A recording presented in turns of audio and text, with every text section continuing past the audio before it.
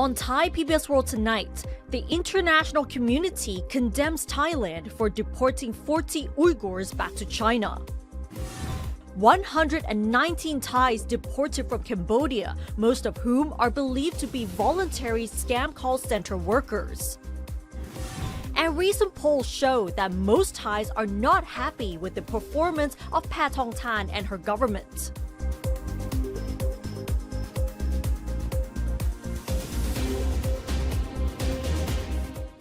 And good evening and welcome to Thai PBS World Tonight. I'm Nabuna. I'm Frank Kanshi. And we'll begin the program tonight with the biggest story, which is the latest reaction over Thailand's decision to deport Uyghurs back to Xinjiang in China, which has attracted a lot of criticism from many countries around the world. So following the deportation of 40 Uyghurs last Thursday, many countries such as the US, the UK, Germany, and Australia have condemned Thailand for its decision.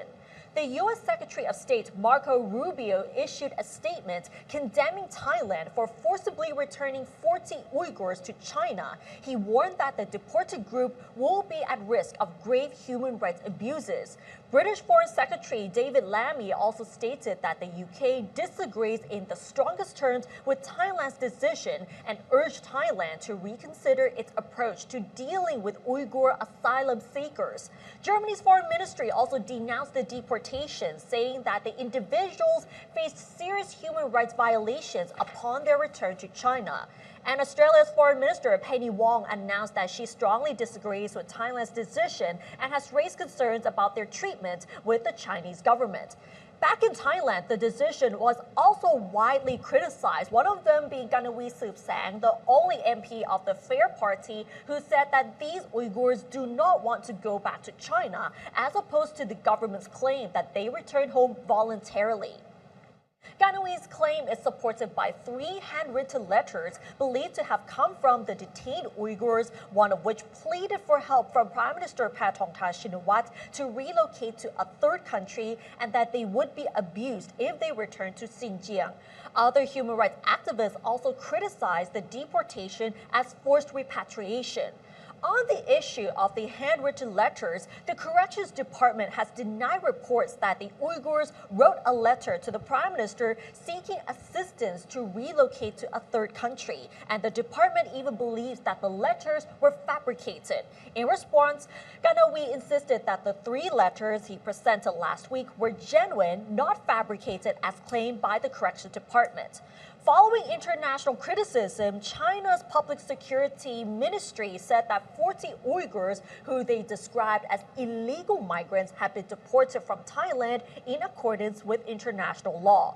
The Chinese embassy in Bangkok also issued a statement criticizing the double standards being applied by Western governments and international human rights organizations over the repatriation of Uyghurs to China, while remaining silent over a major Western country's deportation of more than 270,000 refugees from its territory.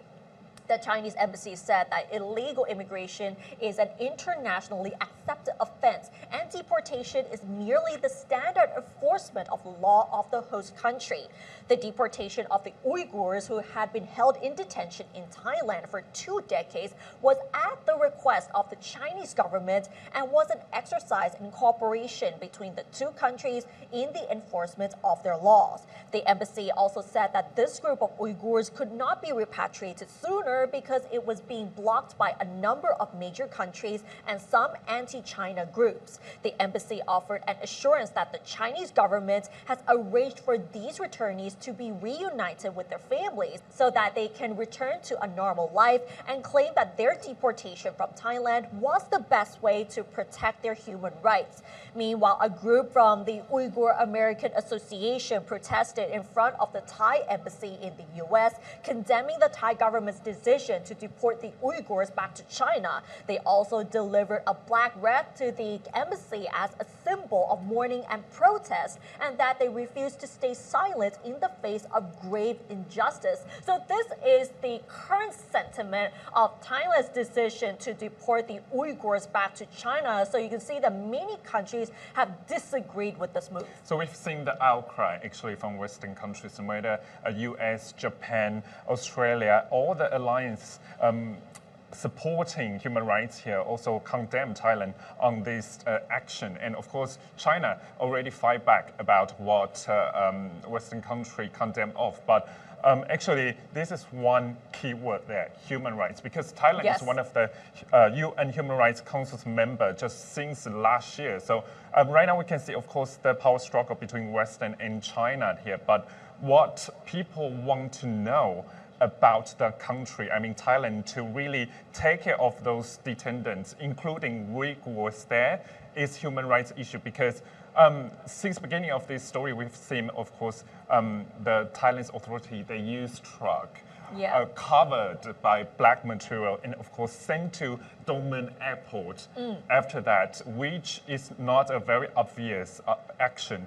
Of course, some journalists they already found out, but at the beginning, Prime Minister Paetongtarn was say that she didn't know the detail. And right now, we've seen some backfire here. Yes, and we have seen conflicting reports both from China and even the Thai government and the opposition MPs. But there will be more developments regarding this story, so do stay tuned. From the international relation, right now we move to scam call centers crackdown here because Cambodia has deported 119 Thai nationals to Thailand following a crackdown on scam call center in Boi Bet province in the border town in Cambodia. Of course, most of the Thai deported from Cambodia are believed to have gone there illegally to work for scam centers in Boi Bet. 7 of them are wanted by Thai police. According to the commissioner of the Cybercrime Investigation Bureau, all the deported Thais had their cell phones seized upon their return to Aranyapate district in Sakyao province, which just across the border from Boi Bet, suggesting that they were not trafficked to work in the scam centers, but were lured by the attractive rewards where each employee would receive as much as a 4% cut of the money duped from their victims. The returning Thais are now being detained at a center in Sakyao province for screening, separate victims of human trafficking from the voluntary scammers.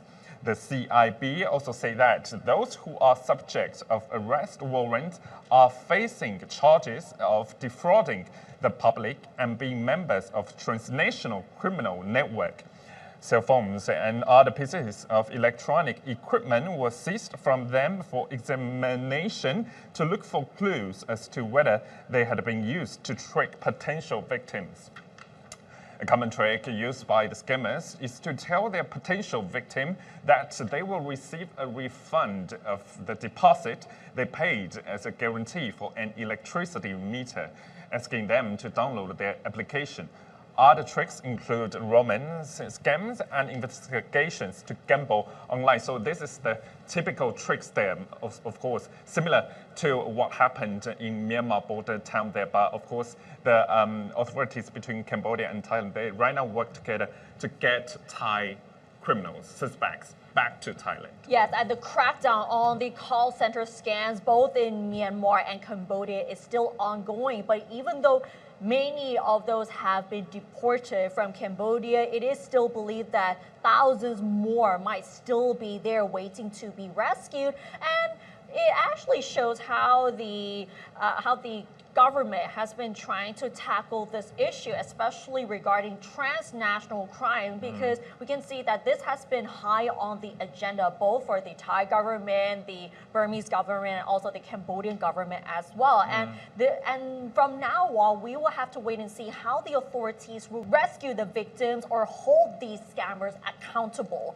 And it has been 6 months since Prime Minister Paetongtarn Shinawatra took office, but most Thais are not so happy with her performance according to a recent opinion poll. So most Thai people are not happy with the performance of the Pheu Thai-led government and Prime Minister Paetongtarn Shinawatra during their first 6 months in office, and doubt that they will be able to address the country's pressing problems, according to an opinion survey conducted by the National Institute of Development Administration, or NIDA.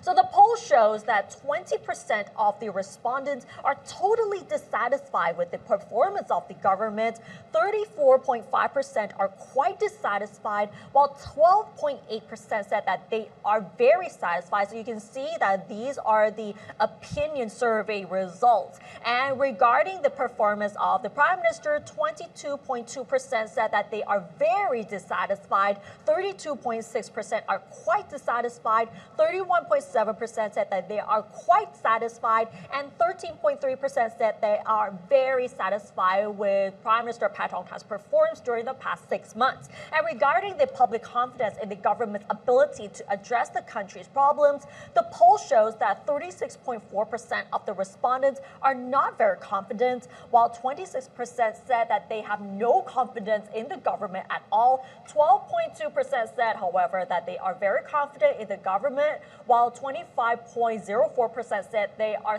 somewhat confident in the government's ability to address the country's problem.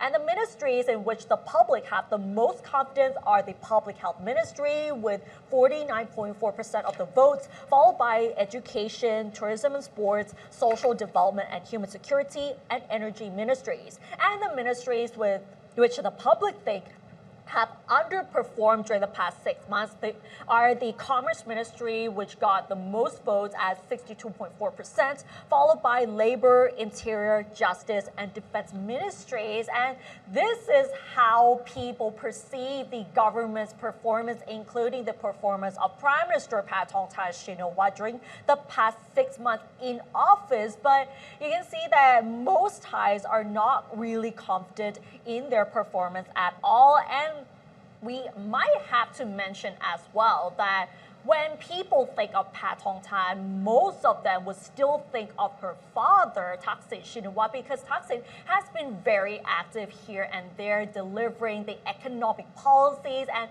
in campaign rallies during the PAO elections recently as well. Actually, as what you said about the figure there, Nat, 54.8%, more than this figure, actually, they are disqualified. They are dissatisfied about Paetongtarn, our Prime Minister, performance here because, of course, there are so many difficulties in the country right now, no matter it's climate change, no matter it's low domestic consumption power here. And it means that, of course, low salary here, but those costs in living costs still going up. But I think right now, government, they are trying to push so many policies, including cashing out. Actually, this is right now we are getting into phase 2, and right now the final phase is coming. And another one, of course, we should talk about is the flooding issue.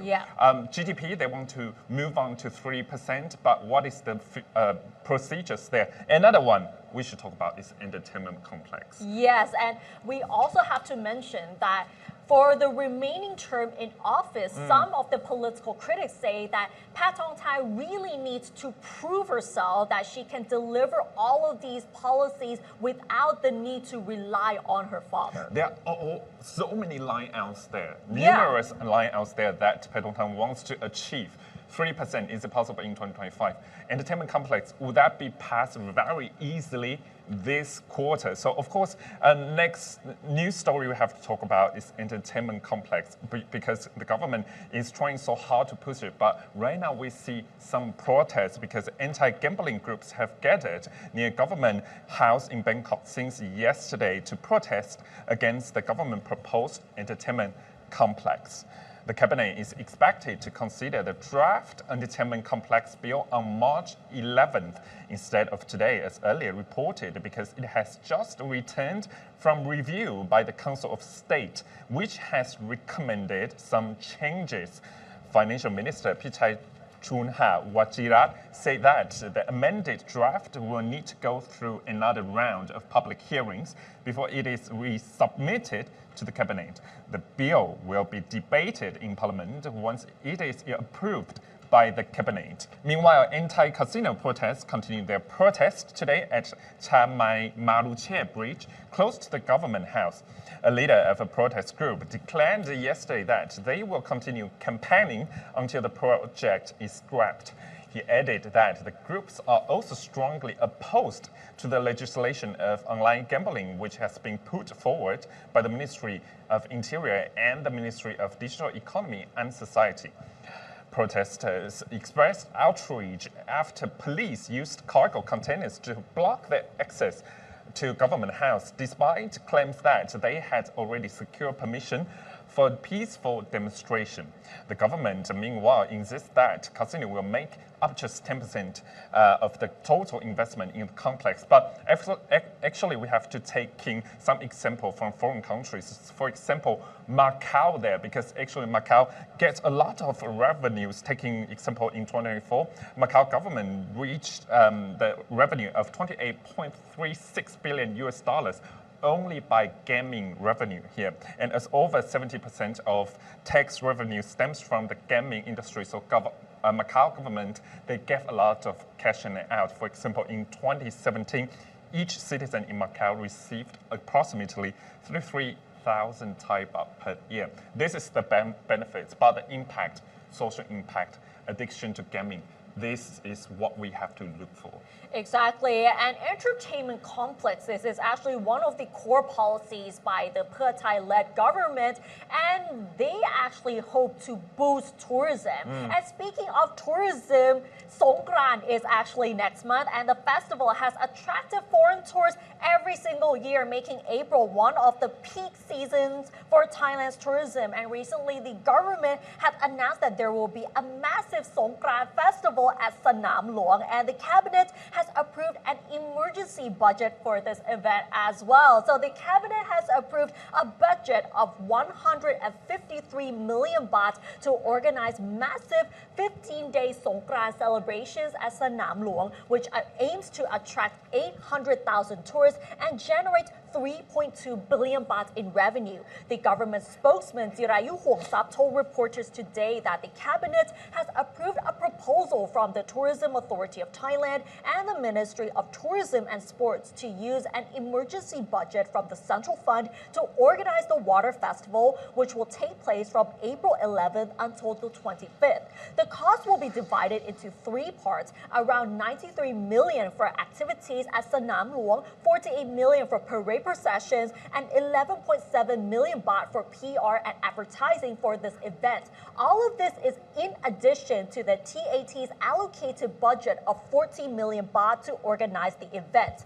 And according to the Tourism and Sports Ministry, the Songkran event at Sanam Luang aims to attract at least 800,000 tourists and generate 3.2 billion baht in revenue. That is really exciting here because normally, when we think of Songkran celebrations, we would often think of Khao San Road or other markets, but this time around, at Sanam Luang, this is going to be very extravagant. So people can actually celebrate for 15 days with the water festivals and other related activities. And the historical landscape, actually, because behind Sanam Luang, that's the palace. Yes. That every tourist, no matter from which country, they really want to go into the palace to see the historical design there. And of course, Wapo is next to it too. So it will be linked with kind of like a connection, a path forward for Songkran there. And of course, this is the festival season.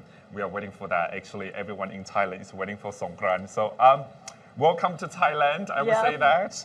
And hopefully we will get to welcome you during the Songkran Festival as well. And that wraps up tonight's edition of Thai PBS World Tonight. Join us every Monday and Tuesday at 6 p.m. on Thai PBS World's Facebook and YouTube Live. And don't forget to follow us on social media and our website, thaipbsworld.com, for all the latest stories and analyses about Thailand. Thanks for watching, and we'll see you tomorrow. สวัสดีค่ะ สวัสดีครับ